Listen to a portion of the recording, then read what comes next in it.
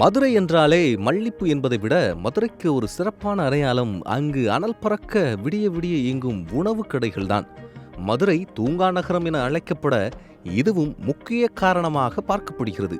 அதிலும் மதுரையில் உள்ள செல்ஃபி கோச்சிங் சென்டர் அண்மை காலங்களில் இணையத்தில் கவனம் ஈர்த்து வருகிறது. 10 நாட்களில் பரோட்டா மாஸ்டராக பயிற்சி கொடுக்கும் இந்த மையம் மதுரை பரோட்டா பள்ளி என்ற பெயரில் பிரபலமாக அறியப்படுகிறது. செல்ஃபி கோச்சிங் சென்டரின் உரிமையாளர் முகமது காசிம் பரோட்டா பயிற்சி பற்றி சத்தியம் தொலைக்காட்சிக்கு அளித்த பேட்டி உங்கள் பார்வைக்கு. நாங்கள் 3 தலைமுறையாகவே ஹோட்டல் இண்டஸ்ட்ரியில் தான் சார் இருக்கோம். இப்போ நாங்கள் கடை வச்சுருக்கும் போது மாஸ்டர் தட்டுப்பாடு அதிகம் இருக்குது. ஒரு பக்கம் வேலை இல்லாத திண்டாட்டம் இருக்குது, ஒரு பக்கம் நாங்கள் 1000 ரூபா சம்பளம் கொடுத்தாலும் எனக்கு மாஸ்டர் கிடைக்கல.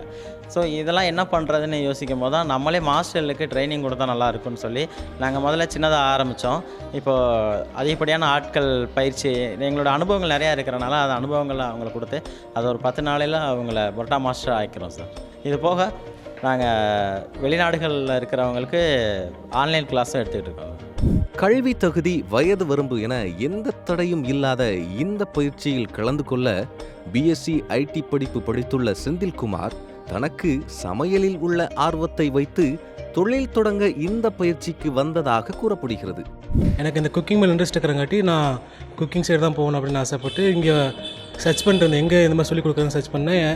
என் சர்க்கிள் எங்கேயும் கிடைக்கல. இந்த மதுரையில் இந்த மாதிரி செல்ஃபி ஃபோட்டோ ஸ்கூல் இருக்குது, அதனால் சொல்லி தராங்கன்ட்டு இன்ஸ்டாலையும் யூடியூப்லேயும் வீடியோஸ் பார்த்தேன்.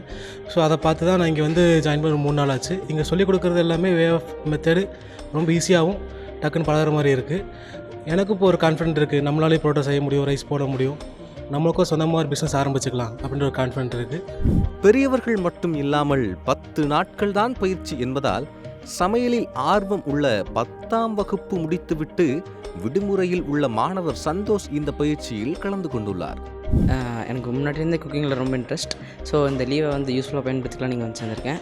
இந்த கிளாஸில் வந்து மாஸ்டர் ரொம்ப நல்லா சொல்லிக் கொடுக்குறாரு, நல்லா ஃப்ரெண்ட்லியாக சொல்லிக் கொடுக்குறாரு. எல்லாமே ப்ராக்டிக்கல் கிளாஸஸாக இருக்குது, அங்காட்டி கற்றுக்க ரொம்ப ஈஸியாக இருக்குது. பிகாம் சிஏ படித்துள்ள புதுக்கோட்டையைச் சேர்ந்த அன்பழகன் பரோட்டா போட கற்றுக்கொண்டு சொந்த கடை வைப்பதற்காக பயிற்சியில் கலந்து கொண்டதாக தெரிவித்துள்ளார். எனக்கு செஃப்பாகனு ஒரு ஆசை இருக்குது.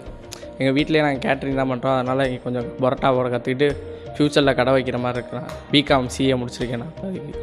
மாஸ்டர்களை மட்டுமே நம்பி கடை நடத்த முடியாது எனவும் அவர்கள் இல்லாத நேரத்தில் தானே களம் இறங்குவதற்காக பயிற்சியில் ஈடுபட்டு வருவதாக உணவுக்கடை உரிமையாளர் சக்திவேல் பேட்டியில் பகிர்ந்து கொண்டார். இப்போ இதில் மாஸ்டர்ஸ் மட்டும்தான் கற்றுக்கணுமா அப்படின்னு கேட்டால், ஒரு பாடம் தெரிஞ்ச ஒரு ஹெட் மாஸ்டர் தான் எப்படி ஸ்கூலை ரன் பண்ண முடியுமோ அதுபோல் தொழில் தெரிஞ்ச ஒருத்தரால் மட்டும்தான் ரொம்ப எஃபிஷியண்ட்டாக ஒரு தொழிலை நடத்த முடியும். அப்போ அந்த நேரத்தில் பார்க்கும்போது மாஸ்டர்ஸை மட்டுமே நம்ம முழுசாக நம்பி இருக்கிறது அப்படிங்கிறது, ஏன்னா எவ்வளோ நமக்கு நேர்மையான உண்மையான மாஸ்டர்ஸ் கிடைச்சாலும் ஒரு நேரத்தில் அவங்களுக்கு சூழல், குடும்ப சூழலோ அல்லது திடீர்னு வேறு ஏதாவது ஒரு உடம்பு கஷ்டமோ அதுபோல் வரும்பொழுது மாஸ்டர்ஸ் இல்லைன்னா அன்றைக்கி ஒரு நாள் நம்ம கடையை மூடுறோன்ற ஒரு சூழ்நிலை வருது. அப்போ அதில் உரிமையாளர்களுக்கு இந்த விஷயங்கள்லாம் தெரிஞ்சிருக்கணும். ஒரு மாஸ்டர் தொழிலுக்கு போகல அப்படின்னா கூட ஒரு கடையை நம்ம முழுமையாக நடத்தணும் அப்படின்னா இது ரொம்ப உதவியாக இருக்குது. உணவு கடைகளுக்கான தேவை அதிகரிப்பதினால் மட்டும் இல்லாமல் பிற கல்வி பிரிவுகளில் படிப்பவர்களுக்கு படிப்புக்கேற்ற முறையான வேலை கிடைக்காமல் போவதாலும் சுய தொழிலை நம்பி இத்தகைய பயிற்சிக்கு மக்கள் படையெடுப்பது சாதாரண நிகழ்வாக மாறி வருவது குறிப்பிடத்தக்கது.